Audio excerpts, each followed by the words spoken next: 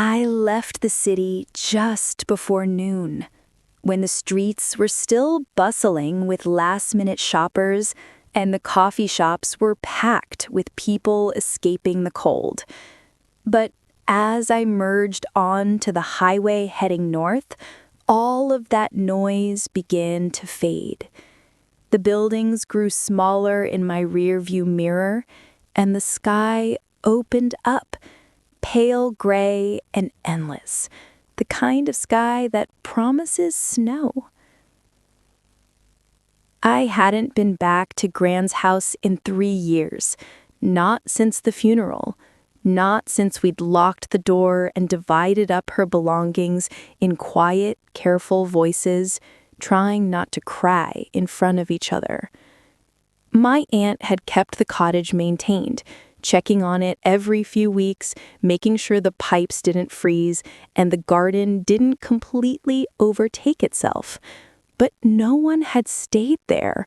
No one had lit the fireplace or hung stockings on the mantle or baked anything in that old oven that always ran too hot.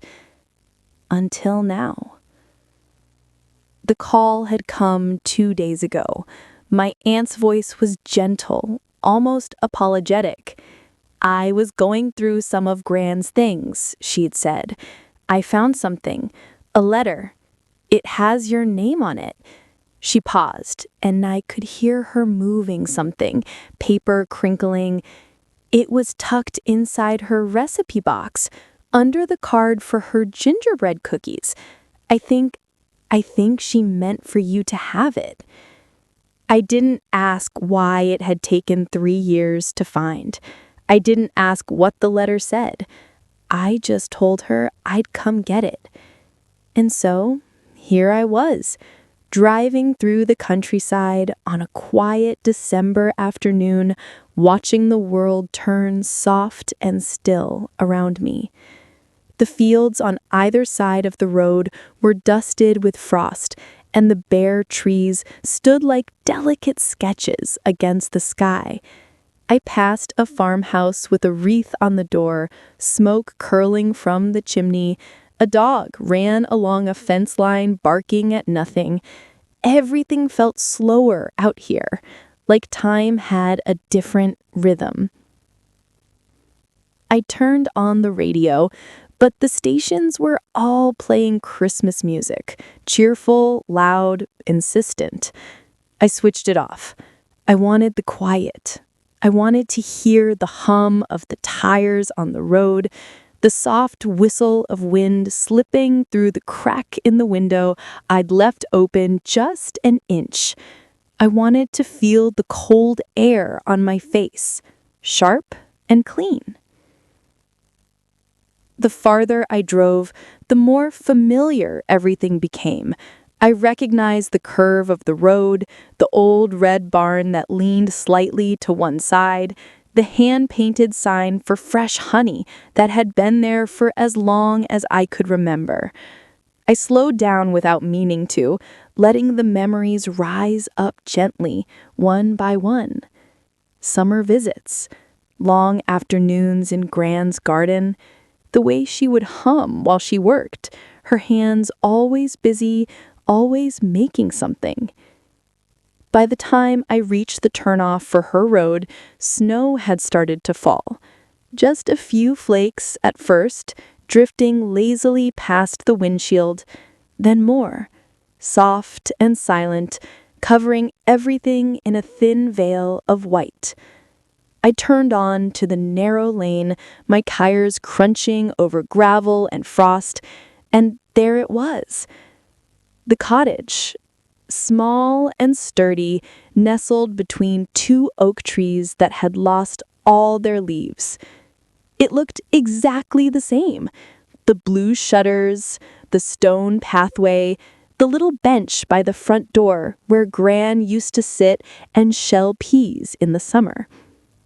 I pulled into the driveway and turned off the engine, and for a moment, I just sat there watching the snow fall onto the hood of the car, melting almost as soon as it touched the warm metal. I felt something loosen in my chest, something I hadn't realized I'd been holding. I reached for my bag, pulled my coat tighter around me, and stepped out into the cold. The air smelled like pine and wood smoke from a neighbor's chimney somewhere down the road. The snow crunched softly under my boots as I walked toward the front door, and I pulled the brass key from my pocket, the one my aunt had mailed me, wrapped in tissue paper and a note that said, "Take your time." I slid the key into the lock, and it turned with a soft click. The door opened, and I stepped inside. The house was cold, but not unwelcoming. It smelled faintly of lavender and old wood, and the afternoon light filtered through the lace curtains in the front window, casting soft patterns on the floor. Everything was just as I remembered. The armchair by the fireplace, the bookshelf crammed with novels and cookbooks, the small table where Gran used to do her crossword puzzles every morning. I set my bag down and closed the door behind me, shutting out the cold. And for the first time in a long time, I let myself breathe. I was home. The first thing I did was turn on the heat. The old radiators clanked and hissed as they came to life, and I smiled at the sound, so familiar, so unmistakably Gran's house. I moved through the rooms slowly, running my fingers along the backs of chairs, the spines of books, the cool surface of the kitchen counter. Everything was clean, dusted, cared for. My aunt had done that. She'd kept this place alive, even when no one was living in it. I found myself standing in the kitchen, looking at the window above the sink. It faced the backyard, where Gran's garden used to be. Now it was just a tangle of dried stems and snow-covered earth, waiting for spring. But I could still picture it the way it had been. Rows of tomatoes, beans climbing up wooden stakes, zinnias and every color blooming along the edges. Gran had always said a garden was the best kind of therapy. You put something in the ground, you watered it, you waited, and if you were patient, something beautiful grew. I opened the cupboards, half expecting them to be empty, but they weren't. My aunt had stocked the pantry with basics: tea, coffee, pasta, canned soup, and a jar of honey. There was bread in the bread box, butter and milk in the refrigerator, and a small bag of apples on the counter. She'd thought of everything. I made a mental note to call her later and say thank you. But first, I needed to find the letter. My aunt had said it was still in the recipe box on the kitchen table. I turned around and saw it there. A small wooden box with a hinged lid, worn smooth from years of use. Gran had kept all her favorite recipes in there, written on index cards in her slanted handwriting. Some were splattered with batter or dusted with flour. Some had little notes in the margins: add more vanilla, or don't overbake, or Paul's favorite. I sat down at the table and opened the box slowly, carefully. The smell of old paper and cinnamon drifted up. I sifted through the cards, reading the titles as I went: gingerbread cookies, apple pie, chicken soup, lemon bars. And then, underneath the card for gingerbread, I found it. An envelope, cream-colored, slightly yellowed at the edges. My name written across the front in Gran's unmistakable hand. I stared at it for a long moment, my heart beating a little faster. I didn't know why I was nervous. Maybe because I didn't know what she'd written. Maybe because hearing from her again, even like this, felt like opening a door I thought had closed forever. I picked up the envelope, turned it over, and saw that it was sealed.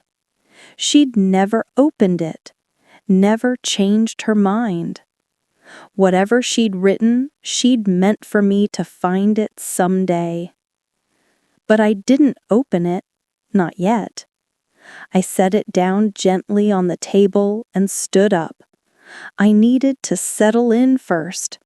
I needed to make this place feel like mine, at least for the week. I carried my bag upstairs to the guest room, the same room I'd always stayed in as a child. The bed was made with fresh sheets, and there was a quilt folded at the foot. The one Gran had sewn herself from scraps of old dresses and cartons. I ran my hand over it, feeling the different textures, the tiny stitches holding it all together. I unpacked my clothes, hung my coat in the closet, and set my toiletries in the small bathroom down the hall. Then I went back downstairs and started a fire in the fireplace. It took a few tries, I was rusty, and the wood was old, but eventually the kindling caught and the flames began to lick at the logs, crackling softly, filling the room with warmth and light. I made myself a cup of tea and sat down in Gran's armchair, the one that faced the fire. The cushions still held the shape of her, or maybe I just imagined they did. I tucked my feet under me and wrapped my hands around the mug, letting the steam rise up and warm my face. Outside, the snow was falling harder now, covering the garden, the driveway, the roof. The world was growing quieter, softer, like it was wrapping itself in a blanket. I watched the flames dance in the fireplace and felt something inside me begin to relax. My shoulders dropped, my breathing slowed. The tightness in my chest that I'd been carrying for months, maybe years, started to ease. I thought about the letter still sitting on the kitchen table. I would read it soon, but not tonight. Tonight, I just wanted to be here. I wanted to sit by the fire and listen to the snow fall and remember what it felt like to be still. I sipped my tea and closed my eyes for a moment, and I could almost hear Gran's voice, soft and steady, the way it used to sound when she'd tuck me in at night. "Rest now," she'd say. "Everything else can wait." And so I did. I woke up in the armchair, still curled beneath the quilts I'd pulled over myself sometime during the night.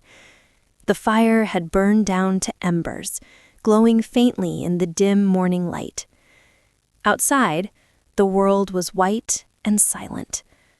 The snow had stopped, but everything was blanketed. The trees, the garden, the path leading to the door. It looked like a painting, untouched and perfect. I stretched slowly, feeling the stiffness in my neck from sleeping in the chair, and stood up. The house was cold again, so I added a few logs to the fire and coaxed it back to life. Then I padded into the kitchen, still wrapped in the quilt, and filled the kettle with water. While it heated, I looked out the window at the backyard, at the way the morning sun caught the snow and made it sparkle. It was quiet, so beautifully, deeply quiet. I made coffee this time, strong and black, and carried it back to the kitchen table. The letter was still there, exactly where I'd left it. I sat down and picked it up again, turning it over in my hands. Part of me wanted to tear it open right away, to hear whatever Gran had wanted to say. But another part of me, the part that was still waking up, still settling into this slower rhythm, wanted to wait just a little longer. So I set the letter aside and reached for the recipe box instead. I pulled out the stack of cards and began to go through them one by one, reading each recipe like it was a little piece of her. Some I remembered, the gingerbread cookies we'd made every Christmas Eve, cutting them into stars and trees and rolling them in sugar that sparkled like snow. The apple pie she'd bake on Sunday afternoons, the crust so flaky it would crumble at the slightest touch. The chicken soup she'd make when I was sick, always with extra carrots because she knew they were my favorite. Each card had a story. I could see her standing at the counter, measuring flour without a scale, cracking eggs with one hand, humming along to the radio. She never followed a recipe exactly. She always added a little more of this, a little less of that. Recipes are just suggestions, she used to say. You have to listen to what the food is telling you. I found a card for lemon bars and smiled. I'd forgotten about those. She used to make them in the summer when the heat made everything feel slow and heavy, and we'd eat them on the porch with glasses of iced tea. I could almost taste them, tart and sweet, with powdered sugar dusting my fingers. There was a card for bread pudding, another for oatmeal cookies, one for a casserole she called whatever's in the fridge surprise. I laughed at that one. She'd made it more times than I could count, and it was never the same twice. And then I found something I didn't expect. Tucked between the card for banana bread and the one for pot roast was a photograph, old and faded, the edges soft from being handled. It was a picture of Gran, much younger than I'd ever known her, standing in front of this very house. She was wearing a flowered dress and an apron, her hair pinned back, and she was laughing, her head thrown back, her eyes bright. Next to her was a man I recognized from other photographs, my grandfather. He had his arm around her waist, and he was looking at her like she was the only person in the world. I stared at the photo for a long time, tracing the lines of her face with my eyes. She looked so happy, so completely, radiantly happy. I set the photo down gently and felt a lump rise in my throat. I missed her. I missed her so much, it ached. But sitting here, in her kitchen, surrounded by her recipes and her memories, I didn't feel sad. I felt held, like she was still here somehow, in the warmth of the house, in the smell of the wood smoke, in the way the light fell across the table. Like she'd left pieces of herself behind for me to find. I picked up the letter again, running my thumb over my name on the envelope. Maybe it was time. Maybe I was ready. I slid my finger under the flap and opened it carefully, pulling out a single sheet of paper folded in thirds. I unfolded it slowly and saw her handwriting, neat and deliberate, filling the page. My dearest. I stopped and took a breath. Her voice was right there, in those 2 words. I could hear it, as clearly as if she were sitting across from me. I kept reading. If you're reading this, it means you've come back to the house. I'm so glad. I always hoped you would. This place has so much love in it, so many good memories, and I didn't want them to fade away just because I'm gone. My eyes blurred, and I blinked quickly, not wanting to miss a single word. I know life has been hard lately. I know you've been carrying more than you should, but I want you to know something. You don't have to carry it alone, and you don't have to keep moving so fast. Sometimes the best thing you can do is stop, rest. Let yourself be still. I pressed my hand to my chest, feeling my heart beat beneath my palm. Stay here as long as you need to. Light the fire, make some tea, bake something if you feel like it. The oven still runs hot, so watch it closely. And when you're ready, I want you to do something for me. I turned the page over, but there was nothing else. Just those words, hanging in the air like an invitation. I sat back in my chair and looked out the window, at the snow, at the garden sleeping beneath it, at the quiet, patient world outside. And I realized that I didn't need to know what came next. Not yet. For now, I was here. And that was enough. After I finished the letter for the third time, I folded it carefully and tucked it back into the envelope. My coffee had gone cold, but I didn't mind. I sat there for a while longer, letting Gran's words settle into me like stones sinking gently to the bottom of a pond. Stay here as long as you need to. I could do that. I had taken the whole week off work, something I never did. My boss had been surprised when I'd asked, but she'd approved it without question. Maybe she'd heard something in my voice, some thread of exhaustion I hadn't meant to reveal. Or maybe she'd just understood that sometimes people need to step away before they break. I stood up and stretched, feeling the pull in my back from sleeping in the chair. The fire was burning steadily now, and the house had grown warmer. I wandered through the rooms again, this time looking more closely at the things I'd passed by yesterday. The photographs on the mantel, the stack of books on the side table. Mysteries, mostly, with worn covers and dog-eared pages. A basket of yarn beside the armchair, needles still stuck through a half-finished scarf. I picked up the scarf and held it to my cheek. It was soft, the color of autumn leaves. I wondered who she'd been making it for. Maybe no one in particular.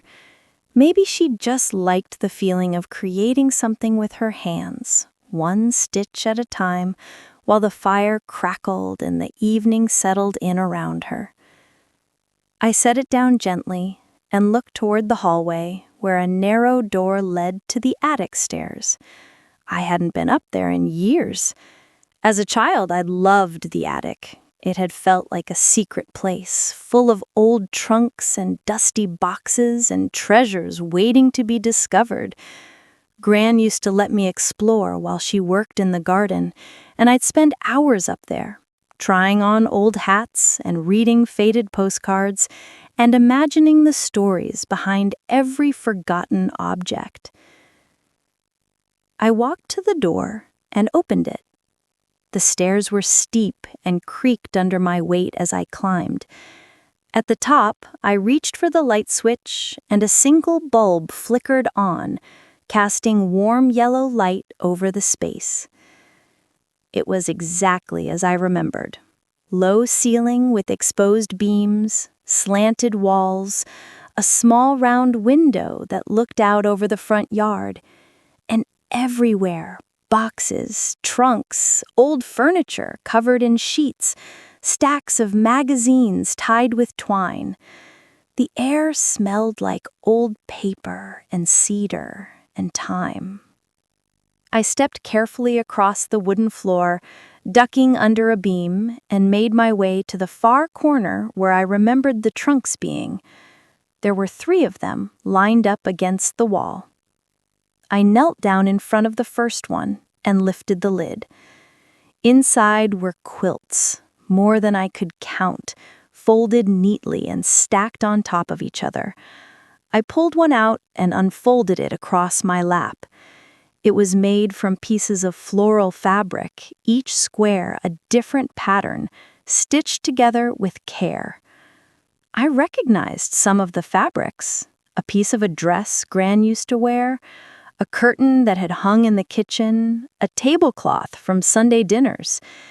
She'd saved everything, every scrap of fabric that meant something, and she'd turned it into something warm and useful and beautiful. I refolded the quilt and set it aside, then opened the second trunk. This one was full of photographs, hundreds of them loose and jumbled together. I sifted through them slowly, smiling at the faces I recognized. My mother as a little girl, pigtails and a gap-toothed grin. My aunt on her wedding day. My grandfather standing beside a car, sleeves rolled up, looking proud. And Gran in so many different moments, laughing, working, holding babies, sitting on the porch with a book. There were pictures of me, too. Me as a toddler, covered in mud. Me helping Gran in the garden, my hands full of tomatoes. Me asleep on the couch, curled up with a cat that had been hers years ago. I'd forgotten about that cat. What was his name? Something simple. Jasper. Yes, Jasper. I set the photos aside and opened the third trunk, and this time I found something different. Letters. Dozens of them, tied together with ribbon. I picked up one bundle and untied it carefully, pulling out the top letter. It was addressed to Gran, postmarked from somewhere in Europe. I unfolded it and read the first few lines. It was from my grandfather, written during the war. His handwriting was shaky, the ink smudged in places, but the words were clear. He missed her. He thought about her every day. He couldn't wait to come home and build the life they dreamed of. I felt my throat tighten again. I refolded the letter and set the bundle down gently, not wanting to intrude too much on something so private, but I was grateful to have found them. Grateful to know that they'd had this. Letters across distance, love that waited, promises kept. I looked around the attic at all the things Gran had saved and stored and kept safe, and I realized that this wasn't just a collection of old objects. This was a life, a whole, full, beautiful life, preserved in fabric and paper and memory. I stood up slowly and made my way back to the stairs, turning off the light as I left. I'd come back up here later. There was more to see, more to discover. But for now, I wanted to go back downstairs, back to the warmth of the fire and the comfort of the kitchen. I wanted to bake something. I thought about the gingerbread cookies, the ones Gran and I used to make every Christmas Eve. The recipe was still in the box, right where it had always been, and I had everything I needed. Flour, butter, molasses, spices. I could almost smell them already, warm and sweet, filling the house with the scent of the holidays. I smiled to myself as I descended the stairs, already planning it out in my head. Gran had always said that baking was a kind of magic. You took simple things, flour, sugar, eggs, and you combined them with heat and time and a little bit of love, and they became something more. Something that made people happy. I wanted that. I wanted to feel that kind of magic again. And so, that's what I would do. I cleared the kitchen table and laid out everything I needed. The recipe card, flour dusted and familiar. A mixing bowl, The old ceramic one with the chip on the rim, measuring cups and spoons. The ingredients lined up like old friends, molasses, dark and thick, butter, softened on the counter, brown sugar, cinnamon, ginger, cloves. The spices filled the air with their warm, sharp scent even before I opened them. I tied one of Gran's aprons around my waist. It was faded blue with white flowers, and it smelled faintly of her, lavender and vanilla and something else I couldn't quite name, something that was just her. I smoothed my hands over the fabric and felt a little steadier, a little less alone. The oven was already heating, clicking and humming the way it always had. I could hear Gran's voice in my head. "Give it a few extra minutes. This old thing needs time to wake up." I started with the butter and sugar, creaming them together with a wooden spoon. My arm got tired quickly. I'd forgotten how much work it was to do it by hand. But I didn't stop. There was something satisfying about it, something grounding. The butter and sugar slowly came together, pale and fluffy, and I added the molasses, watching it ribbon into the mixture, dark and glossy. The smell was already bringing memories back. Christmas Eve every year, standing on a stool beside Gran at this very counter. She'd let me crack the eggs, measure the spices, roll out the dough. She'd never rushed me, never corrected me when I spilled or measured wrong. She'd just smiled and said, "That's all right, sweetheart. Cookies are forgiving." I added the eggs one at a time, then the spices. Cinnamon, ginger, cloves, each one adding its own warmth, its own depth. I stirred slowly, watching the batter darken and thicken, and I felt something in me begin to ease. My thoughts grew quieter. My breathing slowed. There was only this, the rhythm of the spoon, the scent of the spices, the soft crackle of the fire in the next room. I added the flour gradually, folding it in until the dough came together, soft and slightly sticky. I turned it out onto the counter, dusted it with flour, and began to knead it gently, just enough to bring it together. The dough was cool under my hands, smooth and pliable. I shaped it into a disc, wrapped it in wax paper, and set it in the refrigerator to chill. While I waited, I washed the dishes and wiped down the counter. The kitchen smelled like Christmas now, like every December I'd ever spent in this house. I made myself another cup of tea and sat by the window, watching the light change as the afternoon moved toward evening. The sky was turning soft shades of pink and lavender, and the snow seemed to glow in the fading light. I thought about Gran's letter, about her words.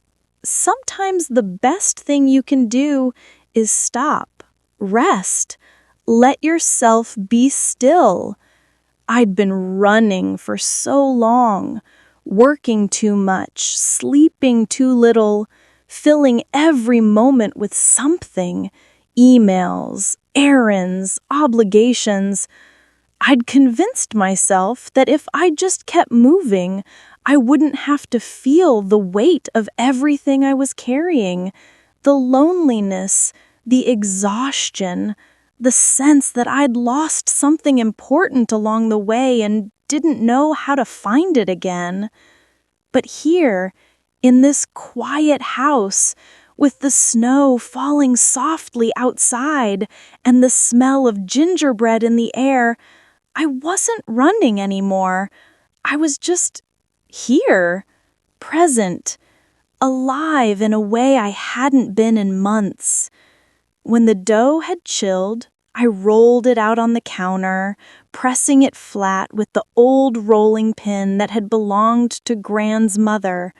I found the cookie cutters in the drawer, where they had always been.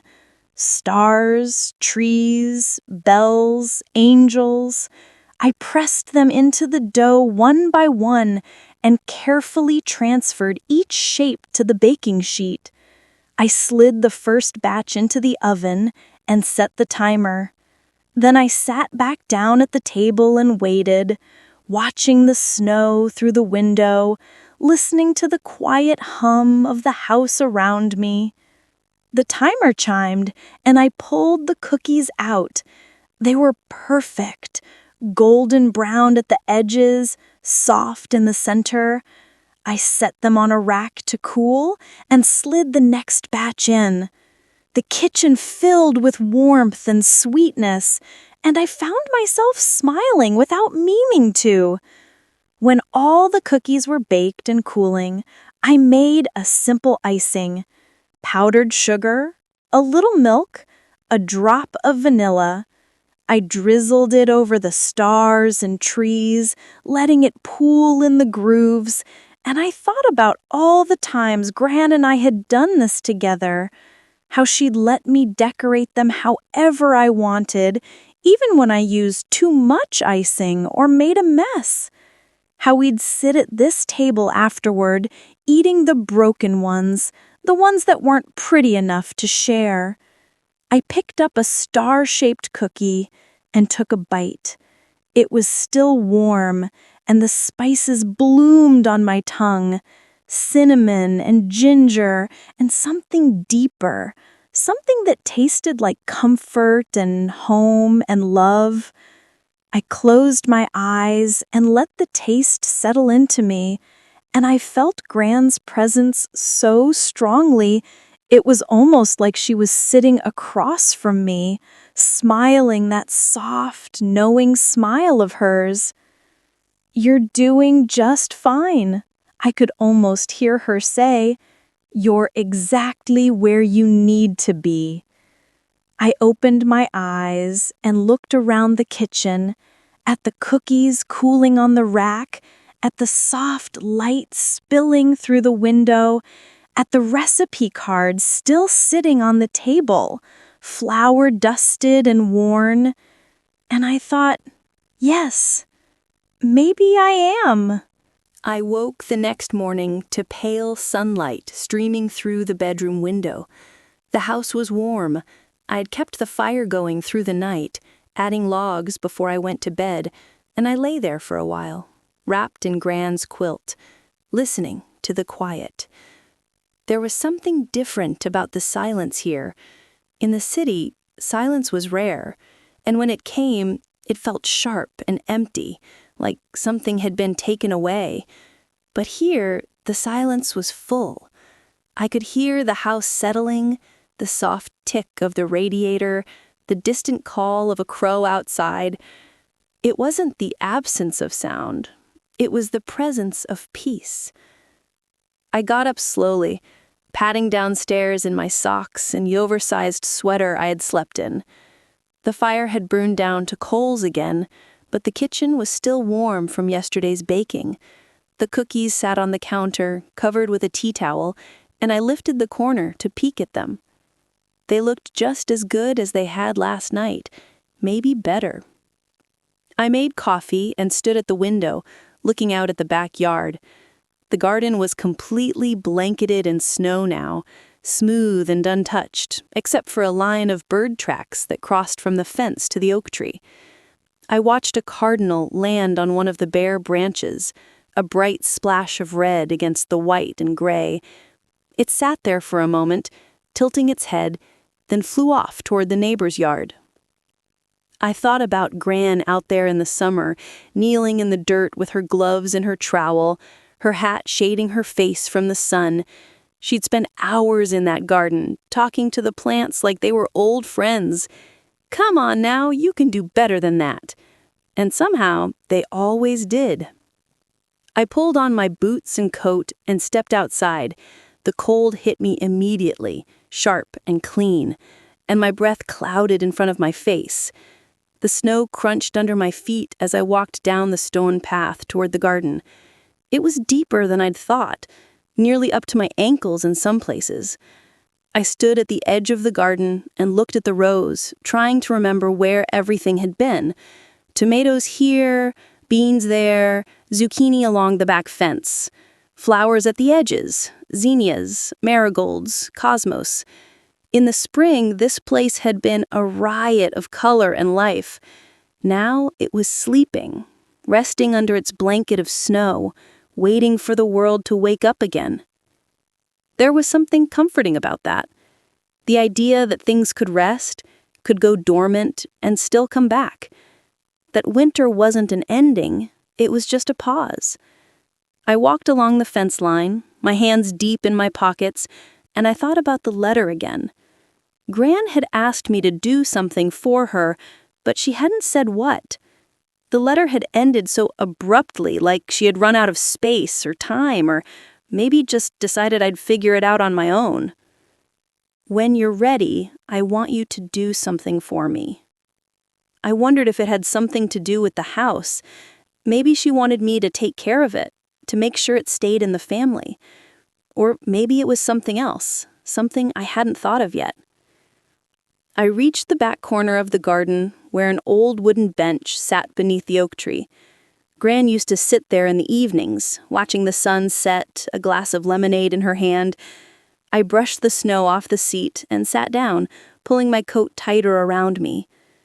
The sky was pale blue today, clear and cold, and the sunlight caught the snow and made it sparkle like someone had scattered diamonds across the yard. I could hear the wind moving through the bare branches above me, a soft, whispering sound.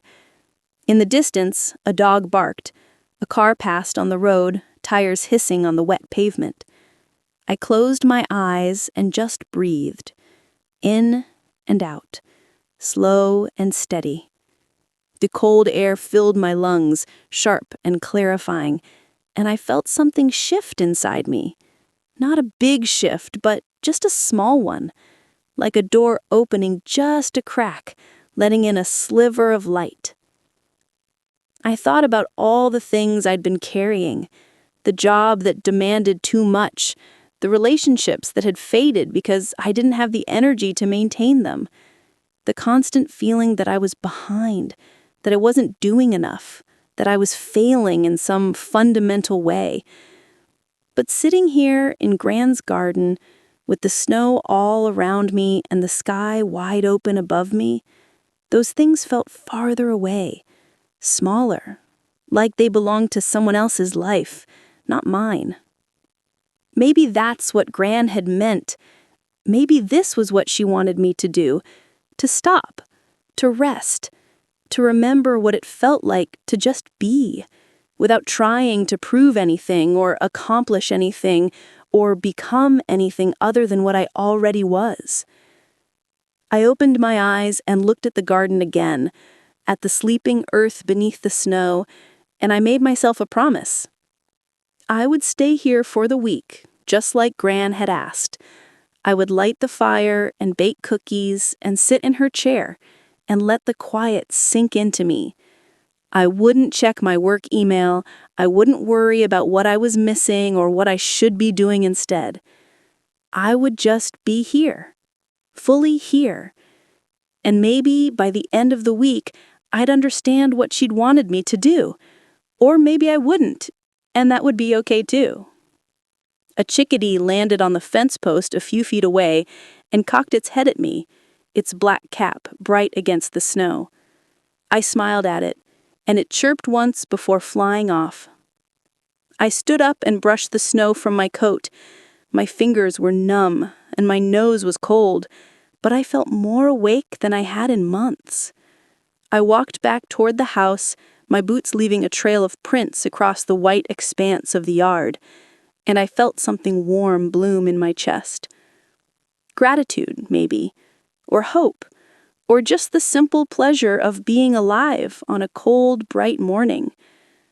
When I stepped back inside, the warmth of the house wrapped around me like an embrace, and I closed the door softly behind me. After I'd warmed up by the fire and made myself a late breakfast, toast with butter and honey, a soft boiled egg, I found myself wandering the house again. There was something about being here that made me want to touch everything, to reacquaint myself with each room, each object, each small detail I'd forgotten. I ended up in the living room, standing in front of the bare corner where Gran used to put the Christmas tree. Every year, without fail, she'd have a tree. Never a huge one, just something modest and full that fit perfectly in that corner by the window. She'd string it with white lights and hang ornaments she'd collected over the years, each one with a story. I wondered if there was a tree somewhere in the attic. Probably. Gran had kept everything. But the idea of dragging it down and setting it up by myself felt like too much. Not sad, exactly. Just too much. Instead, I thought about the ornaments. Those I wanted to see. I remembered where she kept them. In the hall closet, on the top shelf, in a large cardboard box that had once held a mixer. I opened the closet door and stood on my toes, reaching up until my fingers found the edge of the box. I pulled it down carefully, cradling it against my chest, and carried it to the living room. I set it on the coffee table and sat down on the floor in front of it, cross-legged, like I used to do as a child. The box was taped shut, and I peeled the tape away slowly, not wanting to tear the cardboard. When I lifted the lid, I was greeted by layers of tissue paper, yellowed and soft.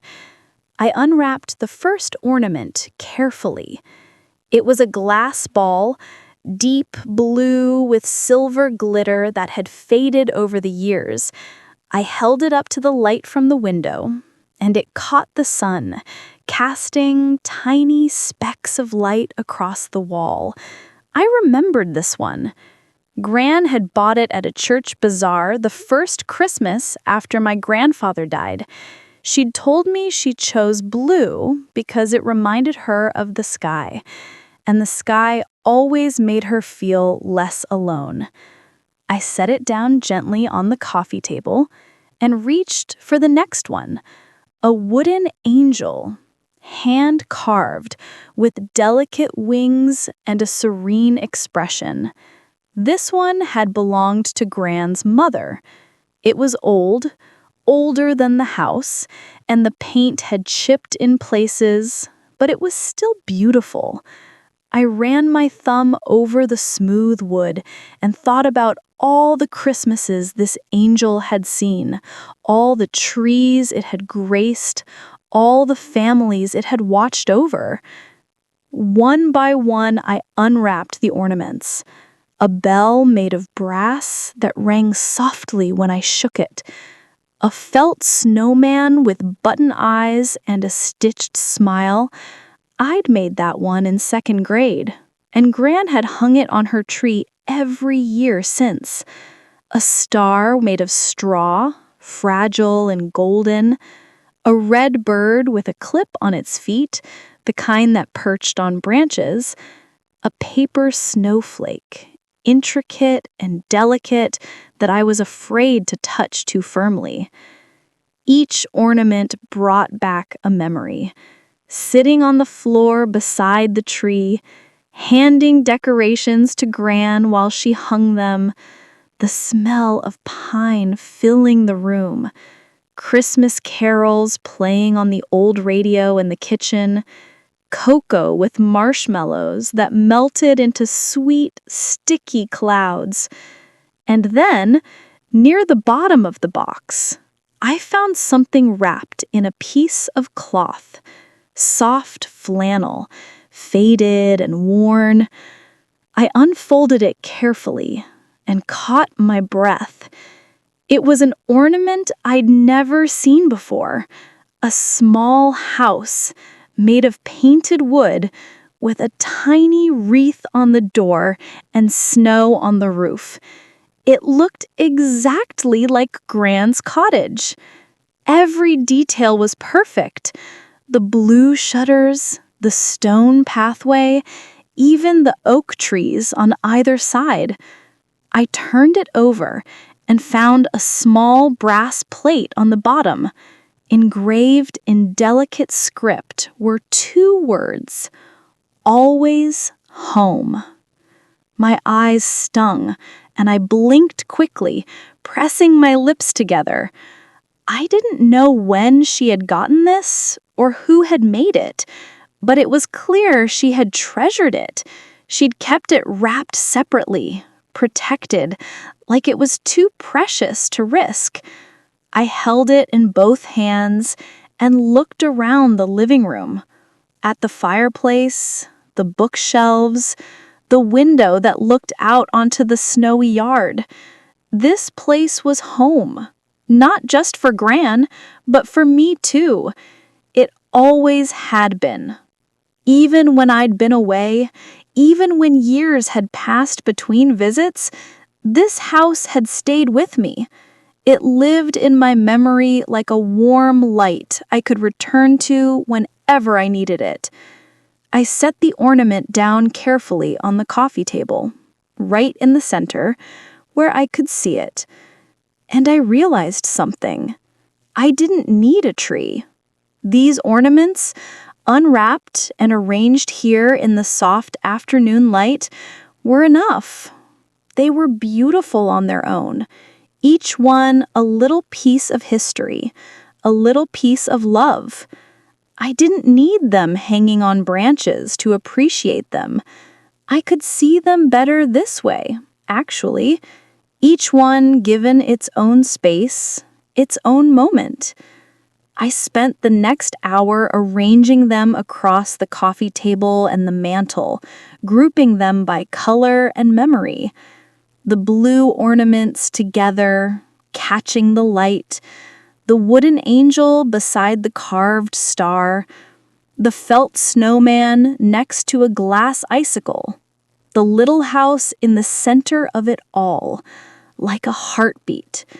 When I was finished, I sat back and looked at what I'd created. It wasn't a traditional display, but it felt right. It felt like Gran, simple, thoughtful, full of quiet beauty. I stood up and walked to the window, looking out at the afternoon light slanting across the snow. The cardinal was back, perched in the oak tree, and I watched it for a moment before it flew away. I thought about the letter again, about Gran's words. When you're ready, I want you to do something for me. Maybe this was part of it. Maybe she'd wanted me to come back here and remember, to see the ornaments and touch the quilts and bake the cookies and feel the weight of all the love she'd left behind, to understand that home wasn't just a place, it was all of this. The memories, the rituals, the small, tender acts of care that added up to a life. I didn't know yet what she wanted me to do, but I was starting to understand why she'd wanted me here, and that was enough for now. I was sitting by the fire the next afternoon, reading one of Gran's mysteries, a dog-eared paperback with a cracked spine and a cover that showed a shadowy figure on a foggy street, when I heard a knock at the door. I looked up, startled. I hadn't seen anyone since I'd arrived. The road was quiet, and the nearest neighbor was a quarter mile down the lane. For a moment, I considered not answering. I was comfortable here in my solitude, and the idea of making small talk with someone felt like too much effort. But the knock came again, softer this time, almost apologetic, and I set the book aside and went to the door. When I opened it, I found a woman standing on the porch, probably in her 60s, bundled in a thick coat and a knitted hat. She held a covered dish in her hands, and her cheeks were pink from the cold. "Hello," she said, smiling warmly. "I'm sorry to intrude. I'm Dorothy. I live just down the road. I saw the smoke from your chimney yesterday and thought I'd stop by." "Oh," I said, feeling suddenly awkward in my old sweater and wool socks. "Hi, I'm Margaret's granddaughter." "Of course you are," Dorothy said, her smile widening. "I thought so. You look just like her. I was so sorry to hear when she passed. She was a wonderful woman. We used to have tea together sometimes, when the weather was nice." I felt a lump form in my throat and nodded. "Thank you. Yes, she was wonderful." Dorothy held out the dish. "I brought you some soup. I made too much, as usual, and I thought you might like some. It's potato and leek. Nothing fancy, but it's warm." "That's so kind of you," I said, taking the dish. It was still warm, and the heat seeped through the towel wrapped around it. "Would you like to come in? I just made coffee." "Oh, I don't want to bother you," Dorothy said, but I could see the hope in her eyes. "It's no bother at all," I said, stepping aside. "Please." She came in, stomping the snow from her boots on the mat, and I led her into the kitchen. She looked around with obvious affection, touching the back of a chair, glancing at the recipe box still sitting on the table. "It's just the same," she said softly. "It's like stepping back in time." I poured us both coffee, and we sat at the table. Dorothy cradled her mug in her hands and looked at me with kind, curious eyes. "Are you staying for the holidays?" she asked. "Just for the week. I needed some time away from the city." She nodded knowingly. "Cities can wear a person down. All that noise and rushing. Margaret used to say that people forgot how to be still." I smiled. "That sounds like her." "She talked about you often, you know. She was so proud of you, always showing me pictures, telling me about your job, your life. But I could tell she worried about you too. She said you worked too hard, that you needed to slow down." I looked down at my coffee, feeling exposed. She was probably right. "She usually was," Dorothy said gently. "She had a way of seeing what people needed, even when they couldn't see it for themselves." We sat in comfortable silence for a moment, and then Dorothy glanced at the ornaments I'd arranged on the mantel in the living room. "You've been making the place your own. That's good. Margaret would like that." "I found her ornaments," I said. "I didn't put up a tree, but I wanted to see them. Each one has a story." "They do," Dorothy agreed. "She showed me some of them over the years. The little house? She had that made specially, you know. There's a craftsman 2 towns over who does custom work. She commissioned it about 5 years ago. She said she wanted something that would remind her that this place was more than just a building, it was a feeling. I felt my throat tighten again. Always home, I said quietly. Exactly. Dorothy took a sip of her coffee and set the mug down gently. You know, she left instructions with your aunt about the house. She said she wanted to make sure it stayed in the family, that it didn't get sold to strangers. She said this place had too much love in it to let it go. I looked up, surprised. I didn't know that. Your aunt probably didn't want to burden you with it right away, Dorothy said. But I think Margaret hoped that maybe someday you'd want to come back here. Not to live, necessarily, but to visit, to remember, to rest. The word landed softly between us, and I thought about Gran's letter again. Sometimes the best thing you can do is stop. Rest. Let yourself be still. Dorothy must have seen something shift in my face because she reached across the table and patted my hand. You take all the time you need here, dear. Don't rush yourself. There's no prize for getting through grief quickly or for figuring everything out all at once. Thank you, I said, meaning it. That's really kind of you to say. She stood up, finishing her coffee. I should let you get back to your peace and quiet, but if you need anything at all, I'm just down the road. The white house with the green door. You can't miss it. I walked her to the door, and she pulled her hat back on, wrapping her scarf snugly around her neck. Oh, she said, turning back, I almost forgot. There's a Christmas Eve service at the church in town, if you're interested. Nothing fancy, just carols and candles and cocoa afterward. Margaret never missed it. She said it made her feel connected to something bigger than herself. I'll think about it, I said. Good, Dorothy smiled and stepped out on the porch. Enjoy the soup and enjoy the quiet. It's a rare gift.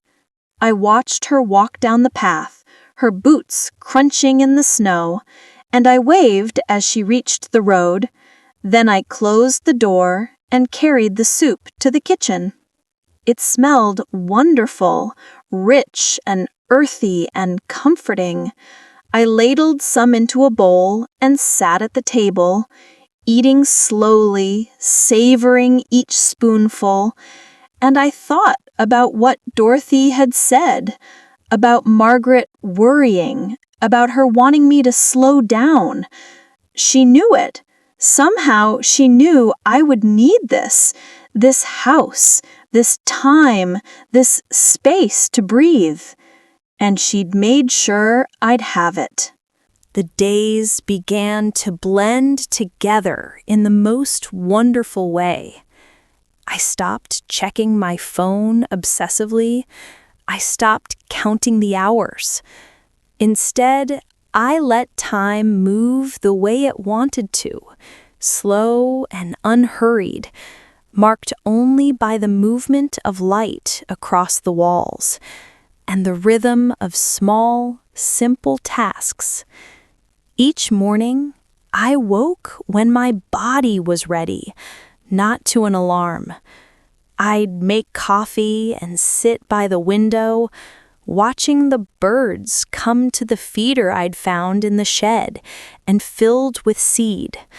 Cardinals, chickadees, sparrows. They came in shifts, like they had a schedule I couldn't see. I'd spend the mornings reading or writing in an old journal I'd found in the desk drawer. Sometimes I wrote about memories. Sometimes I wrote about nothing at all, just letting the pen move across the page, forming words that didn't need to mean anything. In the afternoons, I'd bundle up and walk. sometimes just around the property, through the garden and along the fence line, sometimes farther, down the road to where a small creek ran under a stone bridge. The world was so quiet in winter. The snow muffled everything, softened every edge. I could hear my own breathing, my own footsteps, my own thoughts without them being drowned out by anything else. And in the evenings, I developed a ritual. As the sun started to set, I'd light the fire and make myself tea. I'd sit in Gran's armchair with a quilt across my lap and watch the light fade from the sky, the blue deepening to violet, then gray, then black. I'd watch the first stars appear, tiny pinpricks of light in the vast darkness. And then I'd choose one of Gran's recipe cards and make something. One night, it was apple pie. I peeled the apples slowly, letting the curls of skin fall into the compost bowl, and I thought about the times Gran and I had done this together, how she'd taught me to slice them evenly, to toss them with cinnamon and sugar, and just a squeeze of lemon, how the kitchen would smell like autumn, even in the middle of summer. Another night, it was bread. I kneaded the dough for what felt like hours, pushing it away and folding it back, feeling the texture change under my hands from sticky to smooth to elastic. I let it rise by the fire, watching it grow and swell, and when I finally baked it, the smell filled the entire house, yeasty and warm and alive. Tonight, I decided to make her chicken soup. I started with the stock, real stock, made from scratch, the way Gran always did. I found a whole chicken in the freezer, left there by my aunt, and I thawed it in cold water before putting it in the big pot with onions, carrots, celery, bay leaves, peppercorns. I filled the pot with water and set it on the stove to simmer. While it cooked, I sat at the table and reread Gran's letter. I'd read it so many times now that I almost memorized it, but I kept coming back to it, looking for something I might have missed. When you're ready, I want you to do something for me. That line still hung there, unfinished, like a question without an answer. I thought about all the things she might have meant. Take care of the house, keep the garden going, remember her, honor her memory, live the kind of life she'd want me to live. But none of those felt quite right.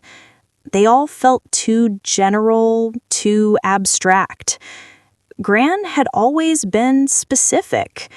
When she wanted something, she said it clearly. She didn't speak in riddles or leave things to interpretation. So what had she meant?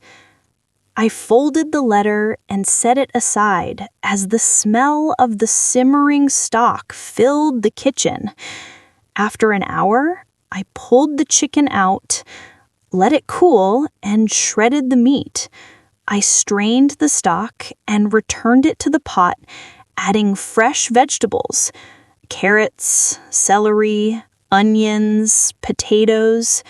I added the chicken back in, along with herbs and a handful of egg noodles. While the soup finished cooking, I sliced some of the bread I'd made the night before and set the table for one. Just me, a bowl, a spoon, a slice of bread. But it didn't feel lonely. It felt intentional. it felt like enough. When the soup was ready, I ladled it into a bowl and sat down. The first spoonful was perfect, savory and rich, the vegetables tender, the noodles soft. It tasted exactly the way I remembered, exactly the way Gran used to make it. I ate slowly, savoring every bite, and I thought about all the times she'd made this for me. When I was sick, when I was sad, when I just needed comfort. She'd always said that soup was love in a bowl, and now I understood what she meant. It wasn't just about the food. It was about the time, the care, the act of nourishing someone you loved. After I finished eating, I washed the dishes and put them away. I banked the fire and turned off most of the lights, leaving just one lamp on in the living room. Then I sat back down in the armchair and looked at the ornaments on the mantel, catching the soft glow of the lamp. The house sat in the center, just like it had since I'd arranged them, always home. And suddenly, I thought I understood. Maybe Gran hadn't wanted me to do something big or complicated. Maybe she just wanted me to understand this, that home wasn't something you had to earn or achieve. It wasn't something you could lose, even if you were far away. It was something you carried inside you, built from memories and love and all the small moments that added up to a life. And maybe she'd wanted me to know that I could always come back, not just to this house, but to this feeling, this sense of peace, this knowledge that I was enough, just as I was, without needing to prove anything or become anything other than myself. I pulled the quilt up around my shoulders and closed my eyes, listening to the fire crackle and the house settle around me. And for the first time in a long time, I felt completely, utterly at peace. I woke on Christmas Eve morning to a world transformed. During the night, more snow had fallen, thick and heavy, and everything outside was buried under a fresh blanket of white. The trees bowed under the weight of it, their branches draped like they were wearing shawls. The garden had disappeared completely, just a smooth expanse of untouched snow stretching all the way to the fence. It was the kind of snow that made you want to stay inside, wrapped in warmth, watching it from behind glass. I made my coffee and stood at the kitchen window for a long time, just looking. A rabbit hopped across the yard, leaving a trail of delicate prints. The cardinal appeared again, shaking snow from the branch where it landed, its red feathers impossibly bright against all that white. I thought about the church service Dorothy had mentioned. Christmas Eve at the church in town. Carols and candles and cocoa afterward. Gran had never missed it. I hadn't been to church in years, not since I'd left for college, really. It wasn't that I'd stopped believing in anything. I'd just gotten busy. Too busy for quiet reflection, too busy for community, too busy for the kind of peace that came from sitting still in a sacred space and letting something larger than yourself wash over you. But this morning, I wanted to go. I wanted to sit in the pews where Gran had sat. I wanted to sing the carols she'd sung. I wanted to light a candle and feel connected to something bigger than myself, just like Dorothy had said. I spent the morning preparing. I took a long bath letting the hot water ease the stiffness from my shoulders. I dried my hair and put on the nicest clothes I'd brought, a dark green sweater and wool pants, nothing fancy, but clean and presentable. I found Gran's good coat in the closet, a long wool one in deep navy, and I tried it on. It fit perfectly, like it had been waiting for me. Before I left, I stood in the living room and looked at the ornaments one more time. The little house sat there in the center, catching the afternoon light. I picked it up carefully and held it in my palm, feeling its weight, its solidity. Always home. I set it back down gently and touched the wooden angel, the blue glass ball, the felt snowman I'd made all those years ago, and I whispered so quietly I almost didn't hear myself. Thank you, Gran, for all of this, for knowing what I needed before I did. Then I pulled on my boots, wrapped a scarf around my neck, and headed out into the cold. The drive to town took 20 minutes, on roads that had been plowed but were still slick with packed snow. I drove slowly, carefully, watching the landscape roll by, farms and fields, houses with wreaths on their doors, a barn with Christmas lights strung along the roofline. The church was small and white, with a tall steeple, sitting on a corner in the center of town. The parking lot was nearly full, and I found a spot near the back. As I walked toward the entrance, I could hear music drifting out. Someone playing the organ, practicing the opening hymn. Inside, the church was warm and glowing with candlelight. The pews were filling up with families, elderly couples, young people in groups. Everyone wore their winter best. Sweaters and dresses, ties and scarves. The air smelled like pine from the garlands draped along the walls and the small tree standing near the altar. I found a seat near the middle on the aisle, and I sat down quietly. A woman next to me smiled and nodded, and I smiled back. The organ music swelled, and people began to settle into their seats, opening hymnals, adjusting scarves, whispering to each other. And then the service began. We sang, "O Come All Ye Faithful," and I was surprised to find that I remembered all the words. My voice was tentative at first, but as the verses went on, I sang louder, letting the melody carry me. Around me, other voices rose, some strong and confident, some wavering and soft, and together we made something beautiful. The pastor spoke about light in darkness, about hope in difficult times, about the simple miracle of love showing up in unexpected places. His words were gentle and honest, and I felt them settle into me, like seeds being planted.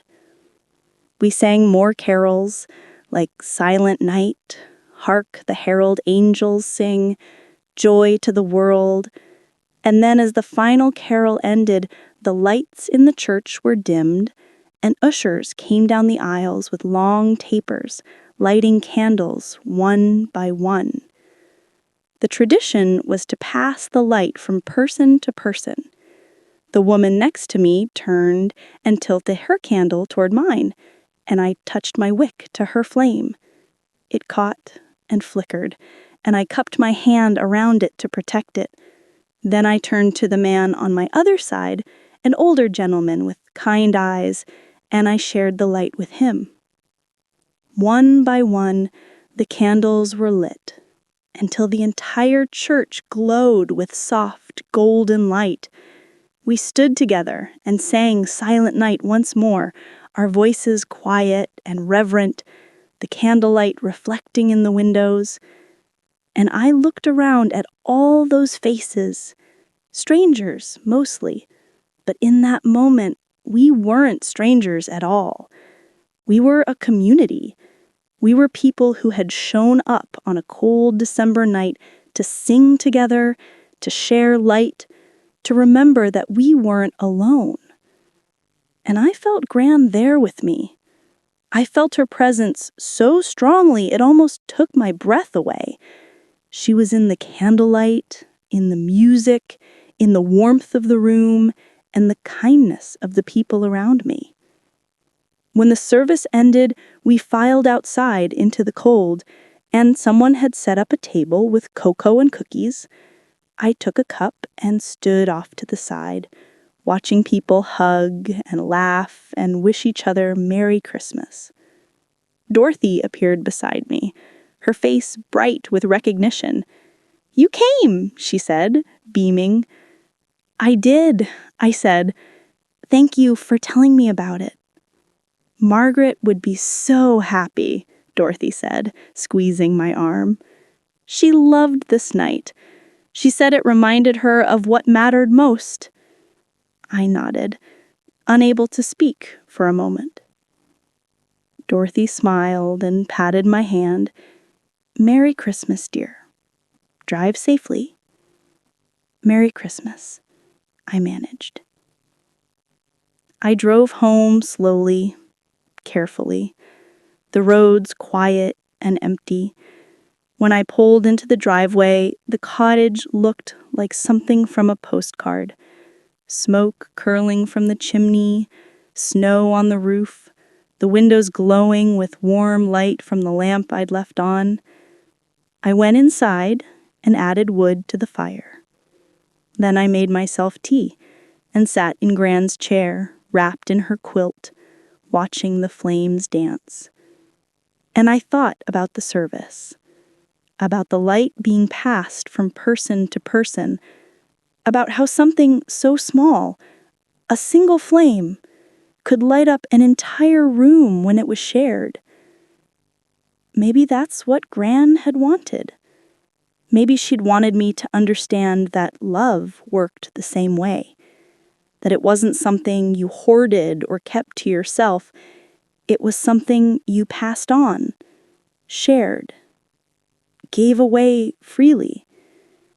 And maybe, in coming here, in slowing down, in remembering, I was doing exactly that. I woke on Christmas morning to absolute stillness. No alarm, no obligations, no rush. Just the soft gray light of dawn filtering through the curtains, and the knowledge that I had nowhere to be except exactly where I was. I stayed in bed for a while, cocooned in the warmth of Gran's quilt, listening to the quiet. The house felt different today. Not empty, but full in a way I couldn't quite explain. Like the walls themselves were holding all the Christmases that had come before, all the mornings just like this one, when someone had woken up in this room and felt grateful for another day. Eventually, I got up and padded downstairs in my socks and pajamas. The fire had gone out during the night, but the house was still warm enough. I decided not to rebuild it right away. Instead, I went to the kitchen and made coffee, then stood at the window, watching the world wake up. The sky was turning pink at the edges, a soft watercolor wash spreading across the horizon. The snow reflected the color, and for a few perfect minutes, everything, the garden, the trees, the fence, was bathed in rose gold light. Then the sun climbed higher, and the world turned white and blue again. I thought about all the Christmas mornings I'd had in this house as a child, waking up early, too excited to sleep, running downstairs to find presents under the tree. Never many, but always thoughtful, always exactly right. Gran in her robe, making cinnamon rolls, smiling at my excitement like it was the best gift she could receive. There was no tree this year, no presents waiting, but somehow that felt right. This Christmas wasn't about things. It was about something quieter, something deeper. I made myself breakfast, scrambled eggs, toast with butter, a slice of the gingerbread from a few days ago. I ate slowly, savoring each bite, and I realized I was happy. Not the loud, exuberant kind of happy, but the gentle, contented kind. The kind that didn't need anything more than what was already here. After breakfast, I washed the dishes and then did something I hadn't planned. I went back upstairs to the attic. The pull was instinctive, like something was drawing me there. I climbed the narrow stairs and turned on the light, and this time, I knew exactly what I was looking for. I went straight to the trunk with the photographs and lifted the lid. I pulled out handfuls of pictures and carried them downstairs, spreading them across the kitchen table. Then I went back for more. By the time I was finished, the table was covered. Decades of memories laid out like a patchwork quilt. I sat down and began to sort through them slowly, organizing them by decade, by season, by the people in them. Here was my mother as a baby, cradled in Gran's arms. Here was my grandfather, young and strong, building the stone pathway. Here was my aunt on her wedding day, laughing in the doorway of this very house. And here was me. So many pictures of me. Me as a toddler covered in birthday cake. Me learning to ride a bike on the driveway. Me helping Gran hang laundry on the line. Me asleep on the couch with a book on my chest. Me. A whole childhood documented in fading color and black and white. I picked up one photo and held it close. I was maybe 8 or 9, standing in the garden with Gran.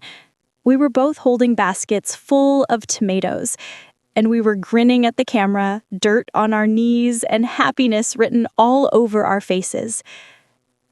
I remembered that day.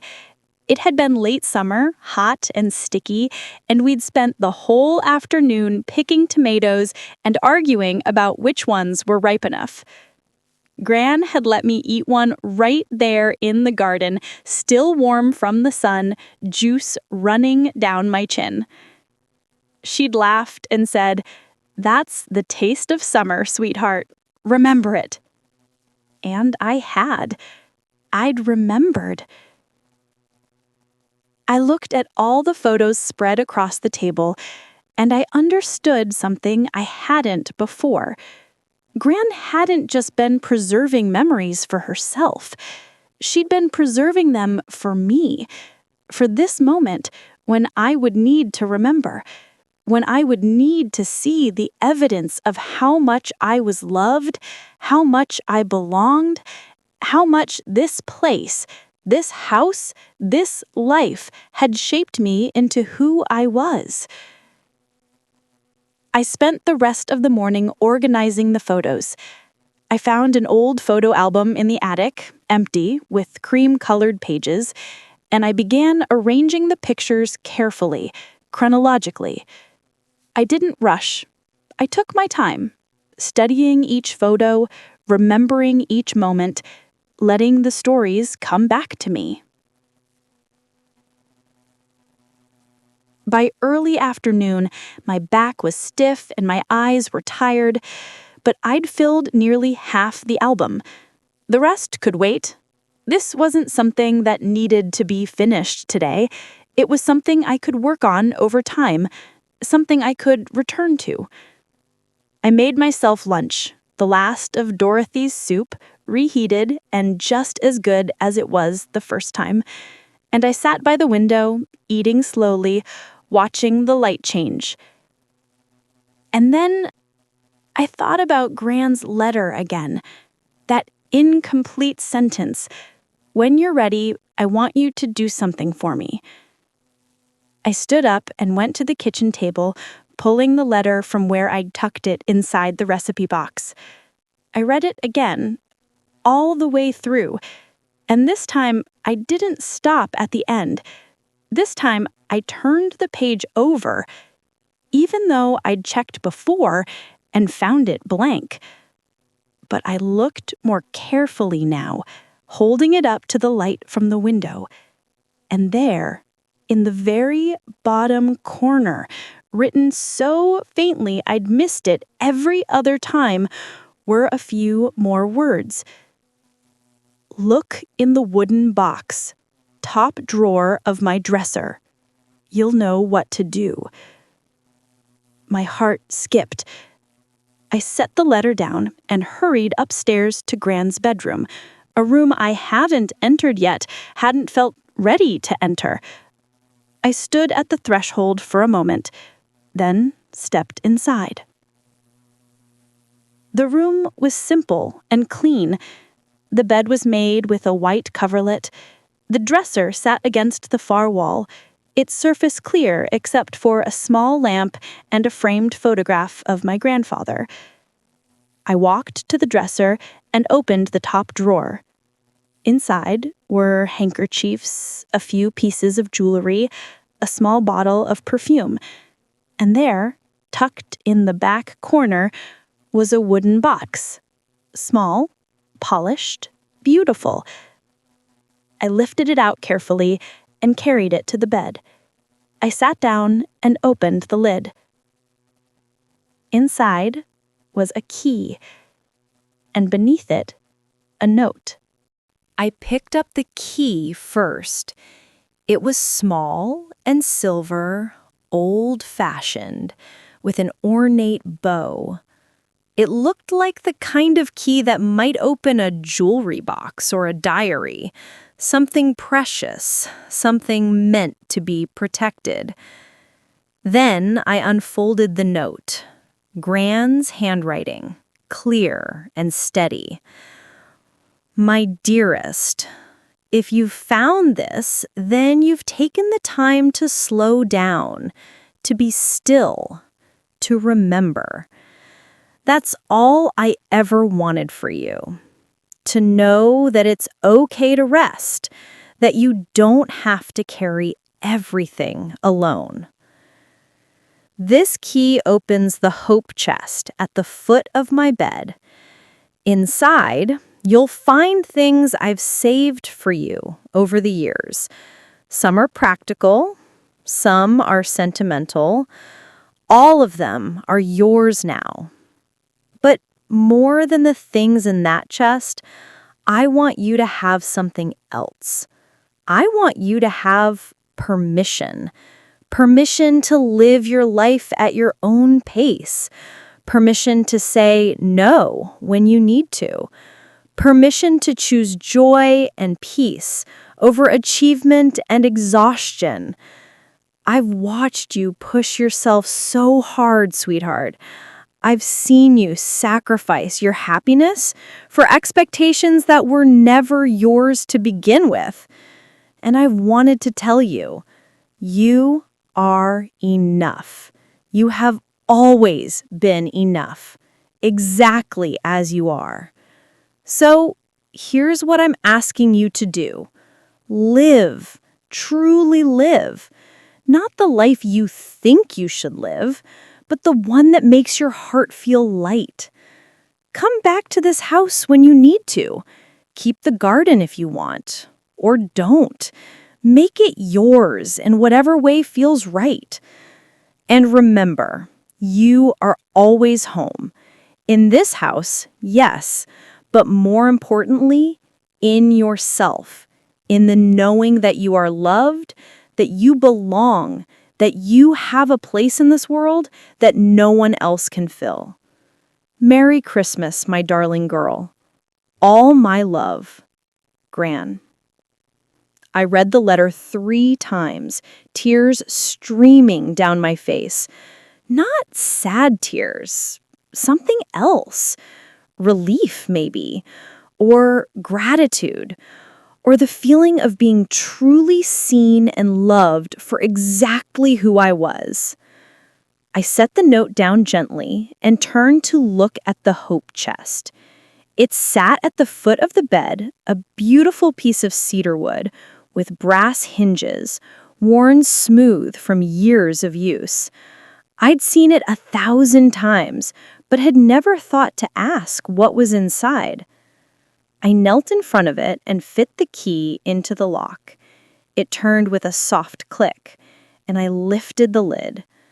The smell of cedar rose up immediately, sweet and sharp. Inside were layers of carefully folded fabric, and I lifted them out one by one. Quilts! More quilts! Each one made by Gran's hands, each one stitched with care. There were at least 6 of them, in different patterns and colors. A log cabin quilt in shades of blue and cream, a star pattern in red and gold, a simple 9-patch in soft pastels. Beneath the quilts, I found other things. A set of embroidered pillowcases, a tablecloth with crocheted edges, a baby blanket, soft and white, folded around something small and hard. I unwrapped the blanket carefully and found a small leather journal tied with a ribbon. I opened it and saw Gran's handwriting on the first page. Recipes, remedies, and bits of wisdom for my granddaughter when she has her own home. I flipped through the pages. There were recipes I recognized and some that I had never seen. Instructions for making jam, for canning tomatoes, for drying herbs, home remedies for common ailments, honey and lemon for a sore throat, lavender for headaches, chamomile for sleep, and scattered throughout, little notes in the margins. Take your time, trust yourself. It's okay to make mistakes. Joy is found in the smallest things. You are loved.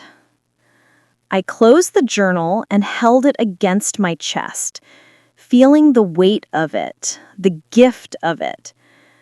At the very bottom of the chest, wrapped in tissue paper, I found one more thing, a framed photograph. It was the picture I'd found in the recipe box. Gran and my grandfather, young and laughing, standing in front of this house. But this wasn't the original. This was a copy, professionally framed, with a small brass plate at the bottom. Home is where love lives. I sat back on my heels and looked at everything spread around me. The quilts, the journal, the photograph, the note. And I understood, finally, what Gran had wanted me to do. She hadn't wanted me to take care of the house, or maintain the garden, or preserve her memory in any particular way. She had wanted me to take care of myself. She had wanted me to remember that I deserved rest, that I deserved peace, that I could build a life on love instead of obligation. She had wanted me to know that I could always come back here, to this place, to this feeling, whenever I needed to remember who I was beneath all the noise and pressure and expectation. She had wanted me to come home to myself. I gathered everything carefully and carried it downstairs. I spread one of the quilts, the blue and cream log cabin, across the armchair. I set the photograph on the mantel next to the ornaments. I placed the journal on the kitchen table where the recipe box sat. Then I built up the fire and made myself tea. And I sat in the armchair, wrapped in Gran's quilt, my quilt now, and I watched the flames dance. Outside, the sun was setting, painting the snow in shades of pink and gold. The cardinal appeared one last time, perched on the oak tree, and I watched it until it flew away. I thought about going back to the city in a few days, about returning to my job, my apartment, my regular life, but I knew now that I wouldn't go back the same person that had left. I would go back slower, softer, more certain of what mattered.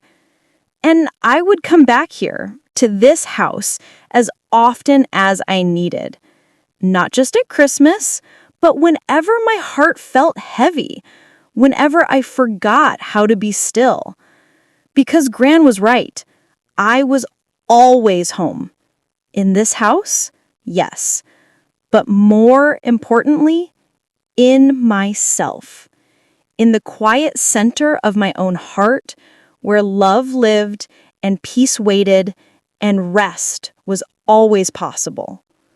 I closed my eyes and listened to the fire crackle, felt the warmth of the quilt around me, smelled the faint scent of cedar and lavender and wood smoke, and I whispered into the quiet, "Thank you, Gran.